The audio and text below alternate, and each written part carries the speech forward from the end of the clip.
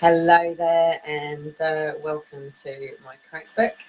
I'll just give Amber time to get on, and just to see the little flashes going on here. So if you are here, just let me know with a like, just to say that you're here, because I can just sort of see what goes on, but I can pretty much at the moment see me and things up coming down the side.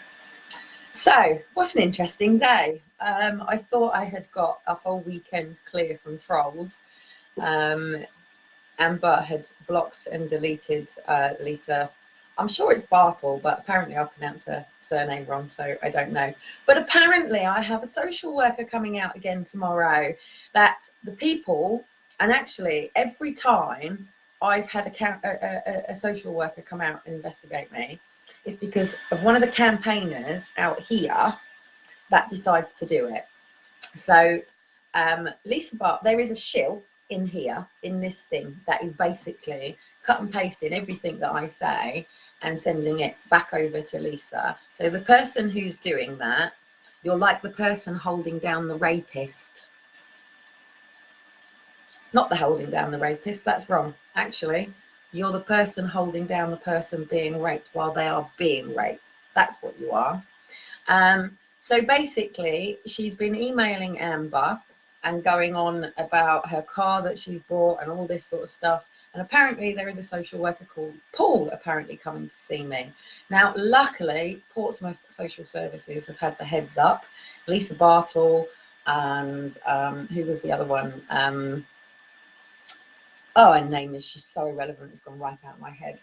But there was another one who contacted social services after I attended the adoption inquiry reading. And then over on Twitter, not on Twitter, sorry, on YouTube. So basically this will be uploaded to YouTube as soon as this is live. I can't, if I wasn't having internet problems, then I would do the co-symbioticness. But I can't interact with things all at the same time. And with the point of doing YouTube videos is to be interactive and stuff like that. So as you know, we blocked and deleted somebody called Gloria Air, and now we have somebody called something Goddess.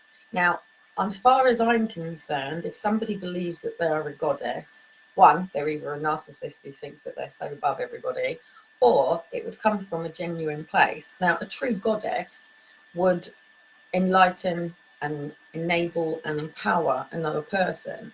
This particular person is telling everybody I'm a fake, I don't know this, I don't know that, I don't help anybody, there's nothing that I can do. And apparently I borrow money and don't pay it back. There was an agreement of £20 a month with what's her name, Lisa.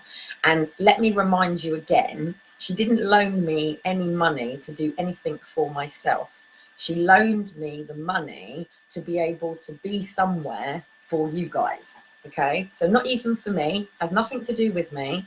Like I've said to you on day one, I can literally sit and get the time to focus on my own stuff, and my case is a precedent case anyway. There is too much evidence in my own case that cracks this door open for everybody. But we are up against a system problem, which is why I've said for us to deal with this long term, is going to take for all of our individual cases to show the patterns that are used in this. Now, there is so many things going wrong within the social care system, and it's not just about the social care system. You can't have a child, teach it to swear, teach it to fight, teach it to steal, teach it to do all bad things, and then when it's 18 turn around and say you're this and you're that. So that's basically what our country is doing. It's taking children at the age of now 2 it was 4, it was 5, then it went down to 4, and now it's not compulsory, but now the majority of children are being placed into an institution at the age of 2. That is way too young for any child to go from being handled by their main dominant carer and touched and graced by their father and surrounding families to them being put into such a place. That is trauma to a child, believe it or not. To drop a child off and leave them all day is very traumatic. We mothers were not meant to go to work. We mothers were meant to be at home with our children predominantly, continuously. And the first 5 years is fundamental. And then actually, just as they're 23, it's just as important. When they're 40, me now at 41, having a relationship with my father and my mother is just as important. Parenting, not dominating, parenting. There is a difference. But what I see is there are a lot of people that are fighting the system that are alternative parents. So if you don't want to have your children immunized, then you are facing challenges. If you don't wish to put your children in the education system, you are being challenged. If you don't wish for your child to grow up on the debauchery that is going on in this world, then you are considered as wrong. If you wish to live any form of independent life, in fact, there was something quite prolific that was said earlier on, and it was to do with the one person that can start the fire. And what I feel is happening is people are starting to research and come back to where the source of a lot of this has come from. And if you look at all of the networks and all of the connections, and like even now, if I talk about something like the other day, I talked about colonization, and then all of a sudden XR are talking about colonization. That's how easy it is to impact change. And what people don't want to do is to allow this to continue to happen. It has to happen. It has to happen. I mean, you've got Donald Trump up on sexual allegations. You've got Richard Branson up on sexual allegations. You've even got Tony Robbins up on sexual allegations. You know, you've got every person who is trying to do something that is beneficial for the future of our society and country basically gets trolled. And what it feels like is you're trying to walk for a load of fucking mud with people grabbing hold of your ankles and dragging. But the thing that I want to say to everybody out there is they're bullies, okay? And it doesn't matter whether you go to school, whether you are in work, whether at college, university, or out on the streets. People are always going to oppose you. People are always going to praise you, and people are always going to try to drag you down. It's just the way that life is. Unfortunately, the root comes from jealousy. I would hate to think of anybody feeling jealous, because I'm certainly not somebody that anybody could feel jealous about. You know, my original book was Mess to a Message for a reason, that this was about when you take somebody like me and you abandon them as a child and then goes through sexual, physical, emotional trauma, that then you get me and many others like me that do have trust issues, do have challenges with people and society. But what that does is, I call it, when you're being bullied, okay, and I think this is really important because I think there's a lot of people out there that really need to take their power back today, and including myself. Not perfect, don't claim to be, and I don't claim to have everything right. I'm still learning, still growing, still healing, still going through my trauma, still dealing with it. People can tell you, oh, so-and-so is worse off than you, get over yourself. That alone is bullying in itself. That is denying your rights. And I hear it all the time. It's like a child who says, I'm hungry. And the parents say, they say I'm starving. And parents turn around and go, children in Africa are starving. Well, the hunger pains in that child are just as real as the starving child in Africa. And the majority of children in Africa are not starving. It's just the media that we see. The majority of children in Africa actually live very well. It's certain areas, just like it is in here in the UK. Lots of people have lovely big houses, and then some people live in poverty.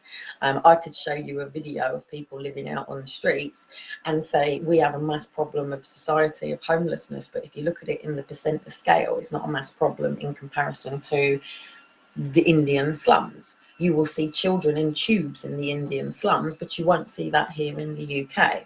There are children out on the streets in squats. It's just a little bit hidden. Now, here's the challenge. You have homelessness and you have nomads and travelers, okay? And one thing that I've always wanted to do is travel the world, see the world. I could never ever understand why we used to learn in books when I can actually go to the place to learn myself. And I had this when my older boys were in school. Now, you do get fined if you take your children out of school and they're registered. And the reason is because it costs to replace a child. And if you don't keep sending your child, then that's another child that's losing that place. And teachers have to be paid by somebody to teach your children. You know, we don't get paid to teach our children, but teachers get paid to teach our children. And not only do they get paid to teach our children, they get paid to brainwash our children and dumb our children down, just as the injections do. People compliment me all the time with Elijah and Shiloh on how switched on they are, how open they are, how sort of old souls they are. You know, Shiloh is 1 year old. He's not even 2 until November. And you know, his confidence. My children are doing backflips at the moment off of the side. I mean, you see on Crackbook the photographs that I can take with my children, but you don't see the time that we actually spend where they're either on my feet and I'm flipping them over, or we're doing gymnastics and backflips. You don't see all of that because nobody's taking photographs of me and my kids together. So you're only getting part of it. But I really want to stick to the point of bullying today because hypothetically, like when I was at school, I can even remember it. This woman wrote in the toilets and sent me a birthday card.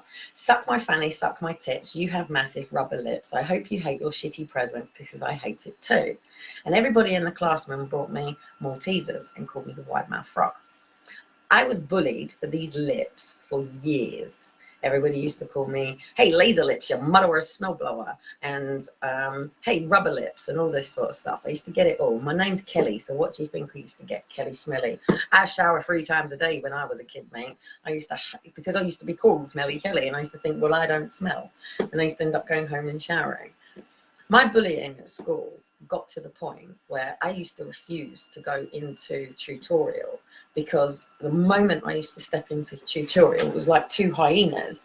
You know, Sarah would start and all of a sudden, next thing you know, you've got everybody pulling, you know, in between because she used to just go, rah! It literally was. It was like a panther used to come in and I used to have to constantly defend myself. So I started going late and leaving early just to avoid it because it was even going on after school, blah, blah, blah, blah, blah, all that sort of stuff. Even when I was in what was classed as a DV relationship, and even with my mum was always somebody who you could see the intensive anger and frustration in her because she wouldn't want me to wear trainers to school on my bike and all this sort of stuff. And, you know, when a mother works and your child is constantly getting detentions for being late and you're getting called into school, it can get a bit shitty. She was a grabber. And my, what was it? My teachers, I just always felt that nobody really actually knew me. They were like saying these things about me, but it got me to the point where, hypothetically, when I was with Stephen, right? It's not hypothetical, it's actually a true story. There was a situation when I brought the relationship to an end with Stephen, and I can remember one time I was on the bed and I literally had my hands and things crowded. I must have had this hand over like this over my head because the bruise on the back of my hand was literally like that. I mean, I even have the police photographs of it in there. And I would literally cower into a ball and take the kickings and take the punches. And then I can remember there was another time and I was on the sofa and I had boots on at the time and he was kicking and punching and he wasn't, you know, you have a bit of a shindig. Me and Dean have bloody shindigs, for God's sake. And we might barge past each other when we're a bit ratty with each other, or, you know, we've had a few things going on, but this was different. This was complete freaking lose the plot and just go completely wild and constantly. And I never used to know how long it was going to last for and things like that. But sometimes it stopped if I wanted to respond, but I didn't at this particular point. I'd never been in this sort of situation. I've had people say, no, you can't do this, or you can't buy clothes, or no, you can't have money for that. But I'd never had anybody actually get to the point where they were using physical violence to tell me what I couldn't do. If I went to the Bible meeting on Tuesday, he would throw a coffee at me. In fact, once when I was pregnant, I cast a glass across my face. Now, when I brought the relationship to an end, what annoyed me is we had £5 on the side and I needed to go and buy nappies, and his methadone script had been messed up and he wanted to go and buy some cans. And I said, no, no, no, no, no, no, no, no, no. And that was it. And that was it, because I wouldn't allow him to do that. And I had every right to say no. I had every right to say no. You're a baby that needed nappies and a man that needed alcohol. And he was trying to blame me that he was going to have a rattle from his methadone, which he'd chosen to down, which is why he didn't have any. And he came at me while I had Aaron in my arms, right? And I put Aaron down in his crib and I went into the kitchen and I went for it. And the saddest thing is, I said to him, do you know what? It doesn't matter what I do to you, you will never fear me in the way that I fear you. You will never ever be in a situation where you feel the way that I feel. It doesn't matter whether I kick you now, punch you now, or hold you. You know full well that you have the power to get me up and launch me across that room. Now, that was the first time ever I went from what I call being the cowering dog in the corner. So, you know, when somebody shouts and tells a dog off and they whimper into the corner, my knee just went then, sorry, and they whimper into the corner. That's what I used to be like. When we came here to Portsmouth, and I used to go and try and knock on my mum's door, I was one of them. Yeah, because I never used to know what reaction I would get. And Dean used to say, will you just ring the bell? And I'm going, I know, but seriously, Dean, my mum doesn't like anybody coming unless she knows. I can't just ring the bell on passing. And he's going, look, just ring the bell. And I'm like this. Because when you're in that fight and flight and you don't quite know what's going on, ultimately, the police will tell you in those situations, say if it's DV, that 1 in 4 get killed. And males and females go through it, by the way. And men can feel completely powerless to a woman as well, who can be like this. Now, there is a difference between physical bullying and verbal bullying. Verbal bullying, do you remember the old good saying, sticks and stones will break my bones, but names will never hurt me? Names hurt. In fact, names have power.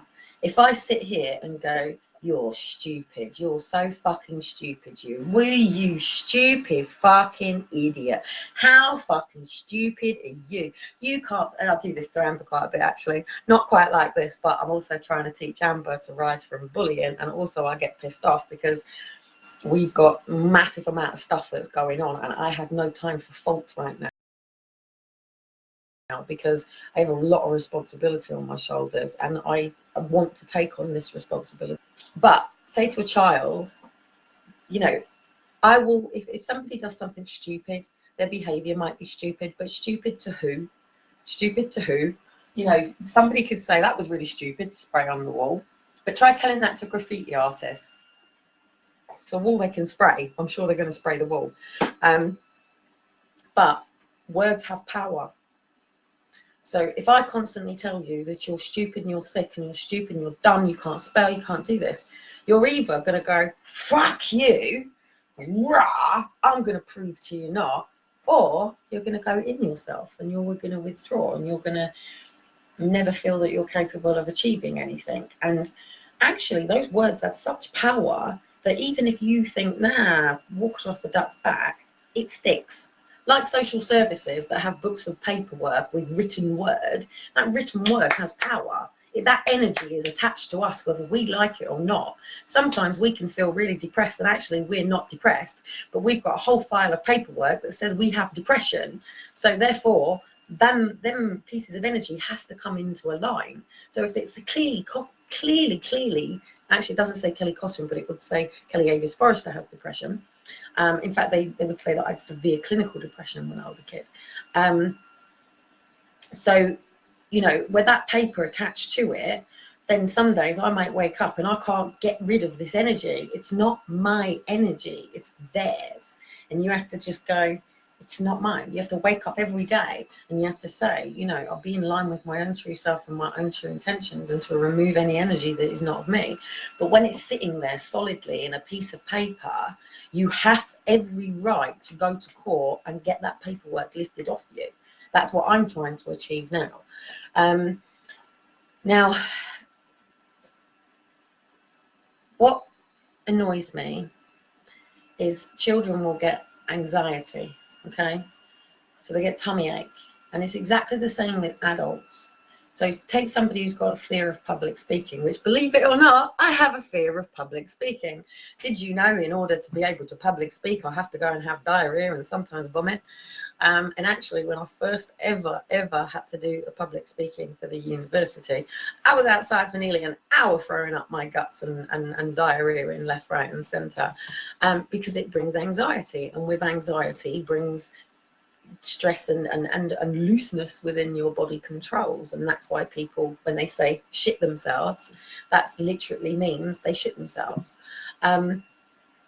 People have been bullied to the level where they will be stood with urine or even feces on their trousers, because ultimately while the bullying is going on. So today I've had it from this side from Lisa and then this side from the other one while other stuff is going on. And then obviously you can be a bit of shit and take it out on the wrong person. Do you know what I mean? So the thing is, when you're trying to do something, there's a spiritual warfare going on whether you like it or not. And this spiritual warfare isn't bothered about who you are right now. It's bothered about who you're going to become.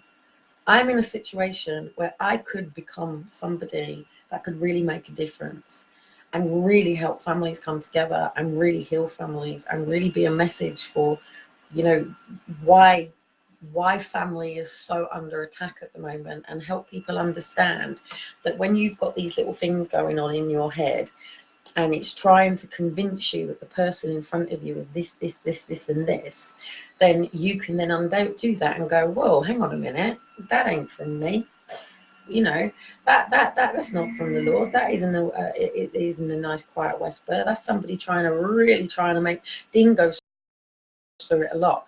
Dean and I, since we've been together, one, we're not married, and that will bring much adversity. Obviously consummated prior to marriage, and we have 2 beautiful children, but the fact is those children were born out of wedlock. So the fact is we will face adversity whether we like it or not. And that means that Dean could wake up in the morning and roll over to me and think I'm a lying, cheating fucking whore, because his head is telling him that, you know, or she went out during the night and his head is telling him that, and he knows he's going for a battle, because he will say, I am under attack at the moment, I'm battling. But sometimes those battles can wear you down. The whole point of these trolls right now around me is to wear me down, distract me and take me off of thing. I have had this since the D-Day thing. It has been continuously, apart from yesterday, every day since, as well as the fact that I've been getting it here as well on the ground in my real life around, you know, going on around as well with the police and social and you know, people who are trying to take my time, that know how important it is for me to hit these milestones and things right now. And I do need to make money for things that people can go, oh, I thought she's broke, how can you do that? Look, when you're pushing through, you know, this isn't about being jealous of everybody, because if I achieve my goal, mate, every single one of you in the network will be able to do exactly the same thing, and you will be able to live prosperously and thrive yourself. Like, that's what I'm here to try to teach you to do. So what I sort of want to say to people is, well, let me just say this one other point. One thing I'm going to say as well is I've noticed, and I've spoken to social about it, and I would love to do a SARS on this, actually, a freedom of request, to find out how many referrals to social services have been done through malice, through neighbourhood control and stuff like that. Take Lisa for an example. She's using social services on me. Could you imagine if I kept using social services on some of you parents? Could you imagine if I abused you in that way, shape or form to play with your trauma?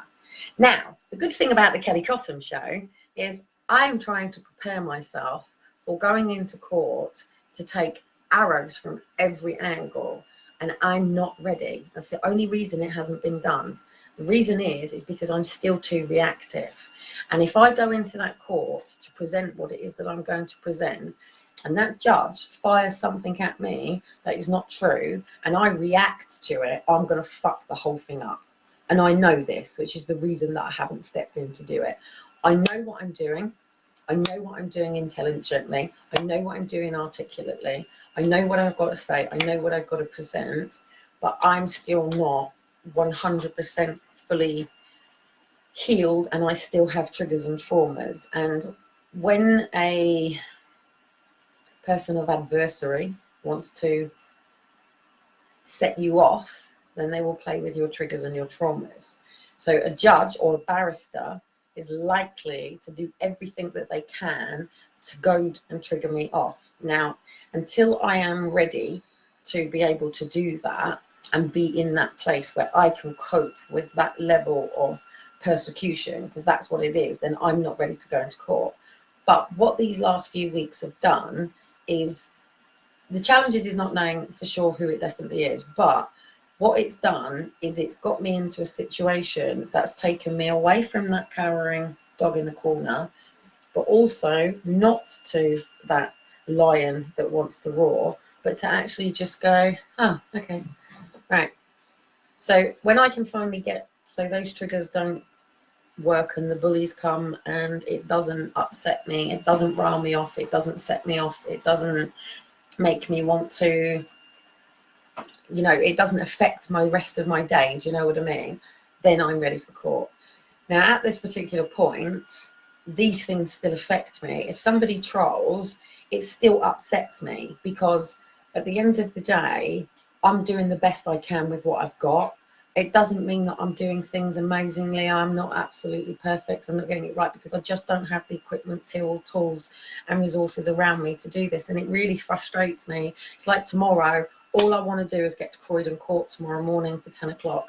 And I just know that even if I get some sales in time in the morning, there's stuff that I need to do in my own personal life that I need that money for, like a charger. And then I can get my phone up and running so I can actually get the sales items, because I can't do it off the laptop because I have to take the photographs, blah, blah, blah, blah, blah. So, but I really, really, really feel that something needs to be said on behalf for this mother tomorrow. And I really feel that even if it's in letter form or written form, or I can be on a phone call, then I really feel that I could stop the mother going to prison. Don't forget, I got committed to prison myself, and I also got a non-molestation order for attempted kidnap, even though it wasn't an attempted kidnap. Yeah, that's pretty much all I really wanted to say, really, is just that, you know, don't let people get you down, and to me, don't let them get me down either. I know that I'm doing what I'm doing with the purest intentions ever. Making money is easy, it's having the time to do so. And if I wanted to go and get a job, I can go and get a job. That's not the problem. The problem is then I've got to pay for my children to go to nursery, and then I'm going to take my children out. And that's against everything that I stand for. I never wanted any of my children to go into this system. In fact, every partner I was ever with promised me that we were going to travel, and everyone ended up institutionalizing me to the system and that whole process. So for Elijah and Shiloh, I really do want to get this right. I don't want to put them into that system, and certainly not the system that we have here. So, you know, and the thing is, it's about time. So the hour, or say I go and get a full-time job and I get up, I go to work at 9, I finish at 5 and I get home, the time that I've got for you guys is probably going to be practically nothing. Like, I'm not going to be able to. I'm sometimes on the phone to people 3 or 4 hours. So I am going to have to get something up. And what I've noticed is through Crisis now, what they're doing is they're asking for sponsorship for coaching. And they're starting to pull more people like me, which is a coach, non-directive coaches, onto helping out with the homeless. And it's the same here. And they are bringing it into social care as well. It's being recognised that, you know, non-directive coaching works better than persecution. And it's about giving people the tools and skills to help themselves. So that might be what I have to do. But at the moment, I took another leap of faith and I switched my GoDaddy from yeah, from GoDaddy to go over to somebody else, and that's fallen through. I've had somebody else say they would do it, and that's fallen through. And that's where I am out of my jurisdiction, website designs. So, you know, sometimes, yes, I can say this is coming, but if I can't do it and it takes a lot of time to put in and do that, then you have to remember I have 2 children around with me all day. I've been trying to sort out my CDs and DVDs all day. But if I get them out, I've got 1-year-old and a 2-year-old that, you know, and I'm trying to get them to help me put them in the cases, but Shiloh wants to use them as a skateboard. So the skateboard ends up winning. So, you know, I've got a lot to do. Do you know what I mean? But it's got to the point now. I used to panic when somebody used to try. I used to panic and say, "Get it down quickly, get it deleted," because I used to worry about the rest of you sort of looking at it and going, "Oh well, you know, you can't trust this one." And I used to worry about really vulnerable mums that were getting help from me, then seeing that and cutting off, and then, you know, not getting any support anywhere. Now I don't care. Now, actually, I just think freedom of speech. Say whatever you bloody want. And today, what was really funny is Lisa brought back all of the comments on the blog from when I was in the media in 2010. And she's brought all these comments back out. Well, it's my mum and my sister. I'll tell you straight. The people writing on that thing was my mum and my sister. It was my mum who wrote, "I don't have EDS," and all of this sort of stuff. And if I say I was abused, well, I'm a liar. Told them that I know how to screw the system. I had breast implants done on the NHS. And then it's my sister that comments to Dear Anonymous, you know, "Kelly has a lovely mother," and blah, blah, blah. It's my sister writing. So at the end of the day, ask yourself why. When I'm talking about the benefit system, nothing to do with us, why my own mother and my own sister chose to do what they did at a time when I could have soared. And what they did is, as I was, you know, taking my leap of faith, they freaking shot me and knocked me out of the sky. Do you know what I mean? And that's what these bullies are trying to do again. And chances are one of them may actually be my mum's account. I don't know at this particular point, but I am going to have it investigated. I'm going to court with all of this. All of it. I'm taking it all into court. I'm currently writing a statement with my solicitor on everything that I've witnessed, everything that's happened, everything that's gone on. And I am gonna do this, even if I've got to revoke the King's Bench and pull in our King of the country. Then that is what I'll have to do. But it's going to take for me to get all of this written down, and I'm going to need a lot of hours and a lot of stuff. And I'm not willing to put Elijah and Shiloh in a nursery here in the UK while I focus on getting my book, because I just wouldn't be able to relax. I'd be worried every day. Is today the day that the kids have gone to school with a bruise that teachers have pulled it up? Is today going to be the day that I turn up at the school and find out that my kids aren't there? Is today going to be the day that I turn up? And I don't want my kids going through what, you know, some of my other kids have been through either, or even what I went through. So Elijah is certainly EDS 100%, has blue sclerosis. Elijah, I'm a little bit, maybe, I don't know.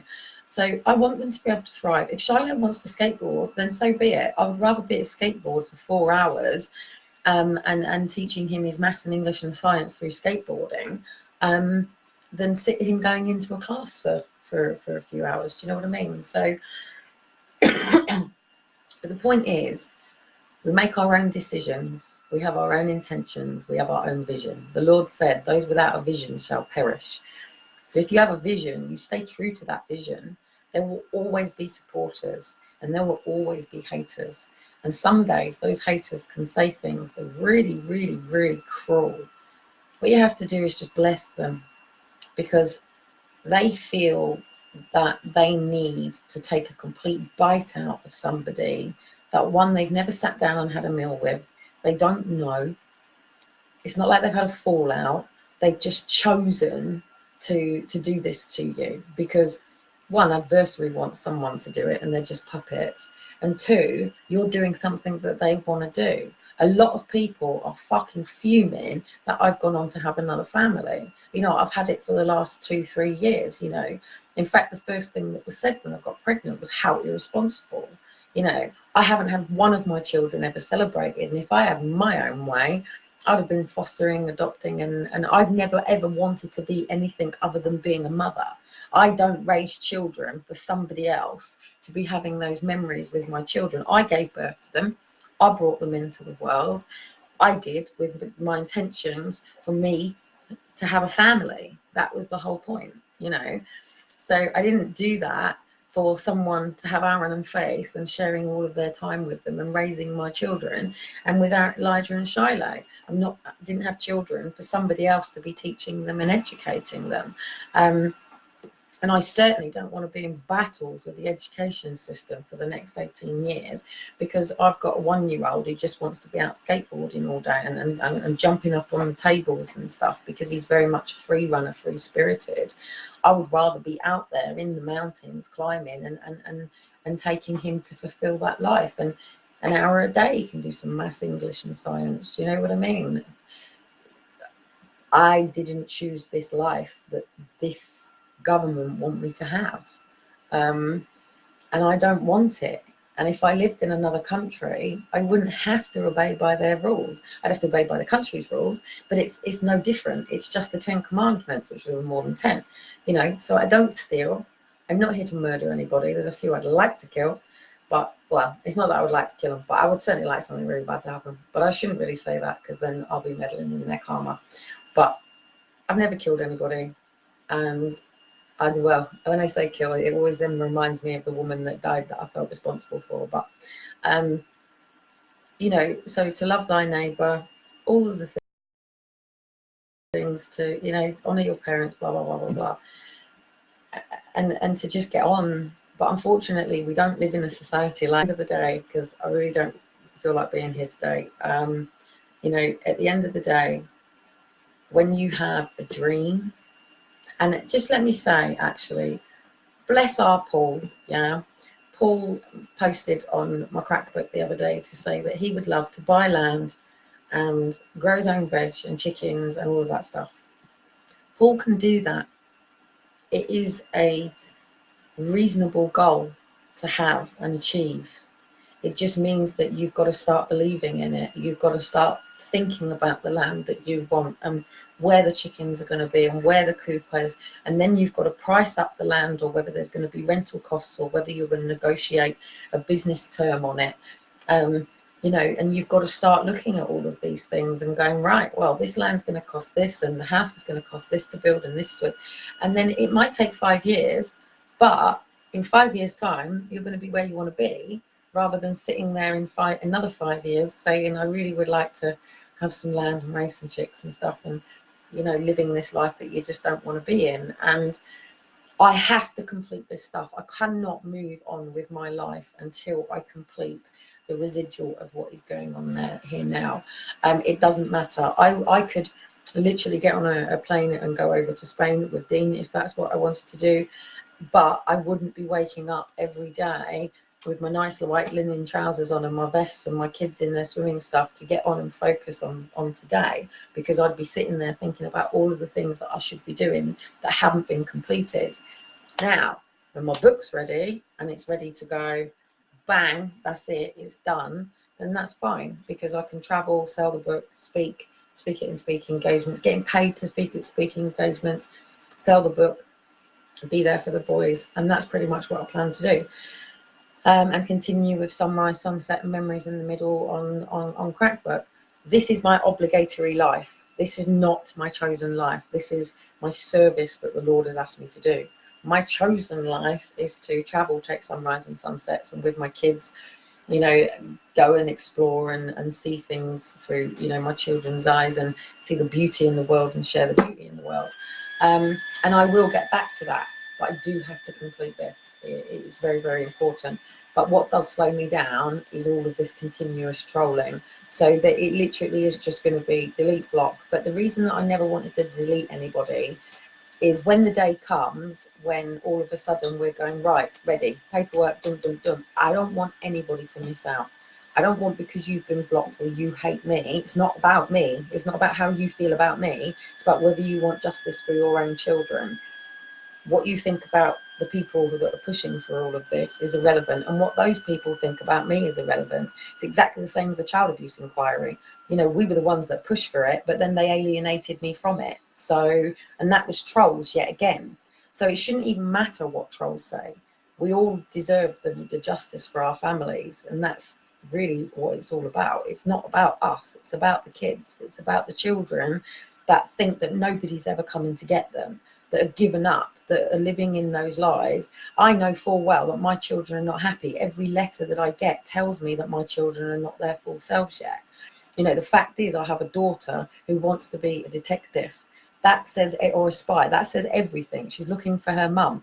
I've downloaded the music that she's been listening to, and when you listen to the music and you listen to the video, it is of a boy who's lost his mum trying to find his mum.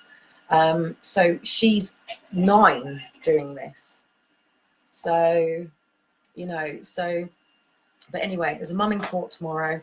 She is now looking at criminal charges for abduction of her son. She's also, I do believe potentially her partner as well is going to be facing this. He's not the son, he's not the father of the son, but fully supports her. You're fine, go across. You'd lose your, yeah! My son walking past me. So yeah, you know, if I can be there tomorrow, I will, but I'm not going to be pushing it.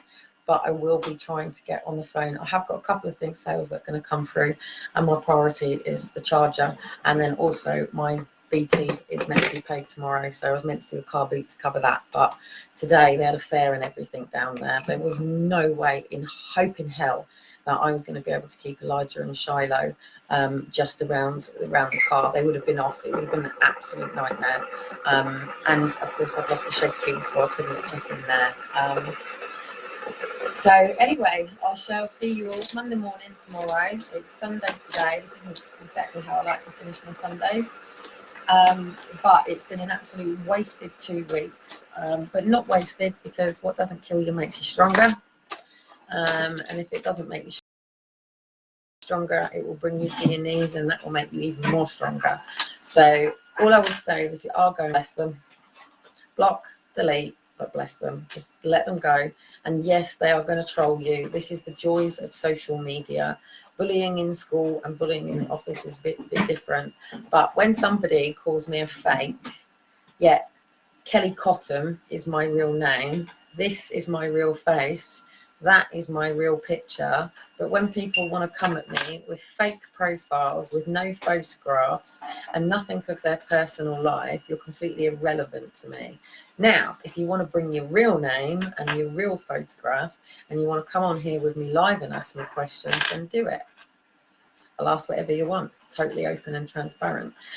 If it will help you, if you're just trying to go, then do it. Because the more you probe me, the more you persecute me, the more you question me, the more grounded it makes me, and the quicker I will become at being able to do it.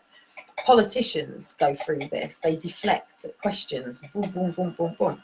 I don't want to have to do that. I want to be able to think about it and ask and respond, but be able to do it where this isn't in trauma, and that I'm not, you know, having to defend bullets or feel like I'm under attack. Or even if I am under attack, go, it's okay. It's fine. I will have my time in a moment and I'll speak. So the more people second guess me and push me, I just see it as training for court. So if I end up with any personal trainers for court tomorrow, that would be absolutely brilliant, because hopefully I will make it to court tomorrow to be able to, you know, speak to the solicitors and that, and see, you know, if I can prevent her going to prison. And I think I could.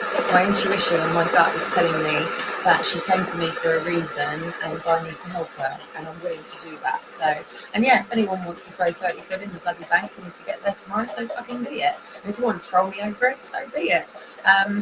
But yeah, she's not that far from me actually. It's only in Croydon, so it takes me about an hour and 20 minutes. So it's an hour and 20 minutes there, an hour and 20 minutes back. And even if I'm just there, just to be able to nod at her and say, look, you're not on your own. I just want to be able to report back to say, did she go to jail? Did she not go to jail?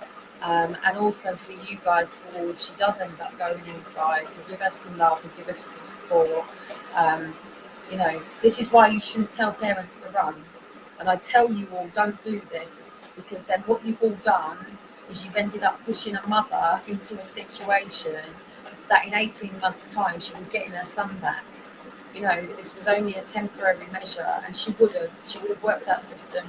And just before I go, I got a message today from one of the old people here that I knew as a neighbour, and she was just let me know that her 18-year-old has got back in contact with her, and she's been talking over Facebook and things like that, and she's now got both of her contacts back. The other one's 15, and she's got both of her contact back with her kids, and it's been 11 years. So she's had 11-year battle, but literally now, and her kids love her more and more and more than ever, because they see it, that literally they were in foster care prison, and mum was there when they got out, and mum was trying to do everything that she could to get them back. But when I met her, she was back on the crack, back drinking, back doing a lot of stuff, and she's had an amazing time. She got the fuck out of here, which was the greatest thing ever. Has a lovely, lovely, lovely home, and is really, really thriving and pushing forward with her life. So she said she wanted to stay anonymous, but she just wanted to say to parents out there that, you know, there are some really successful stories of people that are getting their family and their lives back. So and as much as people don't like the fact that I went on to, you know, try to build another life, you know, what was I meant to do? Go and sit out on the streets for goodness knows how many more years of sofa hopping and moving around, and maybe get a flat and go and work in Parliament and do what I'm doing now? No, my boys bring me joy. In fact, it's they're the reason that I'm alive. I can tell you right now, if I hadn't have got pregnant with Elijah, I wouldn't be here. It was only because I was pregnant with him that I didn't take my life, because then I had a baby inside me. And I did think about terminating him in order to take my life. I went through all that battle. But, you know, those two boys saved my life. And I will always be eternally grateful. Dean saved my life. And whatever arguments and whatever shit that we go through, my family have never thanked him. But none of them could get me off the streets. Dean got me off the streets. So, you know, I will always be indebted and grateful. And the people that weren't there, who didn't see what we went through, haven't been here these last 3 years, you know, the man has every right to be pissed off with people. My mum's treated him like shit, do you know what I mean? And, you know, it would have been lovely to have said, you know, we've got a long way to go with this one, but she's healing, she's getting there. But to understand, when the amygdala swells with trauma, you're not in control of it. That is in control. You have to learn to control your amygdala, and it's a really difficult thing to do, but you can do it. I'm still learning, but my fight and flight still goes off, predominantly around police. I'm getting to learn to deal with the social workers, and now I potentially have to deal with them again, because now Lisa Bartle has made 8 false allegations to social services. So I'm now going back under a section 17 again tomorrow. So hopefully I won't be here, and I'll be at court in the morning, and I'll deal with it later, because I'm nearly getting ready to go and file that injunction over at that court to prevent all of this. But in order to do that, I have to get all of that in order, and I can't do that until all that is in order, because once I put it in, they'll then want a deadline, and I can't achieve that in that time. There's too much to do. I need a good solid 6 weeks of continuously, and I'm going to have to storm it and brain map it and everything in order to be able to do that, and I just can't do that here. It's impossible. So yeah, you know, bull lies. Bull lies. Says it all, doesn't it? Bull eyes. Bull eyes. The lies. Yeah, it even has it in it. Lies. Bull lies. So to all the liars out there, yeah, get your arms out. Yeah, work for the devil. And leave us alone, because there's children that really are suffering, and there's people like us that are willing to do something about it. And we really are heading into the biggest fucking car crash of this country, and it's going to take people like us that are going to bridge the gap on this, and hopefully the majority of people won't even know how severe this has got. But we don't have a leader of this country right now. We haven't got anybody strong enough to be Prime Minister of this country right now. And it could be one of you. It could be literally somebody like you sitting there right now going, do you know what? I want to run as an MP. well, it will be, won't be MP 2020 the way it's going. It will be the chairman of the assembly. You might even want to be a child protection officer, a social worker, police officer, whatever it is. But there is service for you, and it may just be that somebody's told you that you can't do it, and you've chose to believe that. It may just be as simple as that, that you once had a dream that somebody told you you couldn't achieve, and that dream died. So tonight, I'm going to ask you to just go to bed, switch off, open this, and ask that you are revealed your vision. Just ask the Lord to bless you with your vision, and it will be the most amazing experience ever. And I can't wait to hear, you know, what you've been blessed with, and literally hold on to that and keep going. And that is your blessing. That is your life here on earth. That is your service. So those without a vision shall perish. So ask for your vision, and trust your intuition. Yeah, don't trust this. Right, left, yes, no, yes, no, yes, no, yes, no. Trust and don't, trust and don't. Just trust your intuition. And on that, I would like to say a really good night.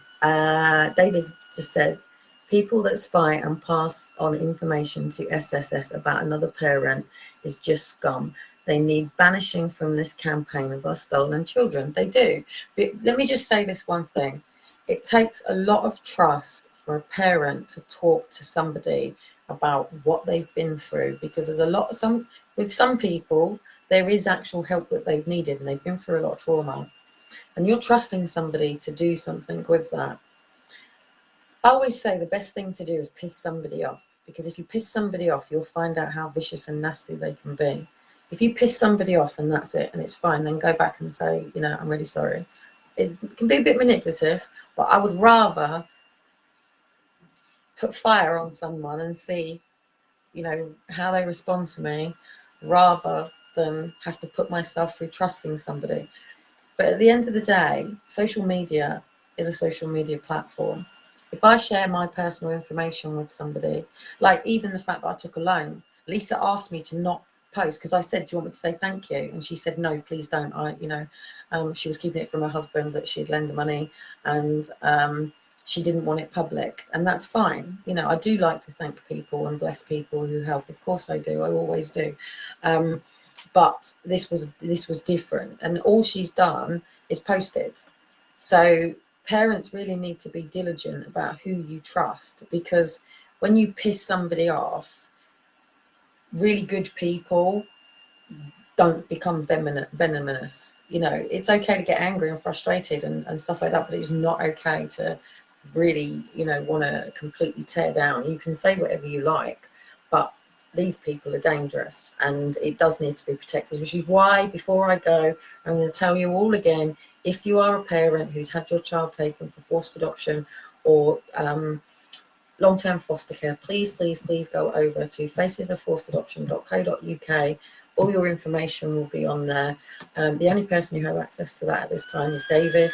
I have never, ever known David to ever post anybody's paperwork or story, or even discuss anybody else's, other than telling Dean that I'd be great for a one-night stand and cause a lot of problems in my relationship. Thank you very much. But I would say that what David has built will be building into being secure, blah, blah, blah, blah. And then you'll be ready for Jerry Hogan, Jerry Hanna, who is preparing the stuff with the class action. So there's a lot of us trying to do little bits, the best that we can with what we've got, and hopefully we will all come together, and you know, we will be bigger and stronger than we were last year. So it's the 23rd today. We're preparing for the 1st. So I need to be raising money, because don't forget, I'm not paid until the 18th, and that money literally goes to my bills. I haven't got, and I'm meant to be out of here by then, but the chances of me getting this ticket is just not going to happen, because this trolling is just taking up too much time at the moment. And obviously, if you have a shop front and someone comes and throws shit all over your window, you can't just leave it. You have to take the time to clean it up, sort it out, deal with it. You know, it has to be done. Do you know what I mean? So Anyway, I'm going to love you and leave you. I'm going to go and chill out and watch a film, and hopefully Monday morning motivation will be ready.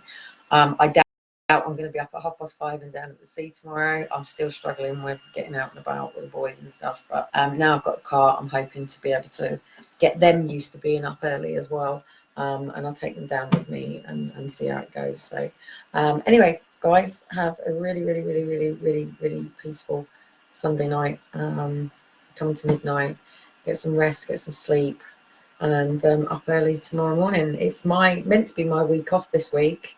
In fact, I'm meant to be off now until all the way through till July, but preparing and bringing things in. But just remember, if we're being trolled at the level that I am at the moment, it means we're closer to the goal. So you've got to keep going. Now is the time to keep going. Now is the time to kick the naysayers to side. And what was it they said? They'll hate you. No, what was the saying? First they will ridicule you, then they will something else, and then they'll admit you're right or something like that. So anyway, I'll catch up with you all later. See you later. Bye.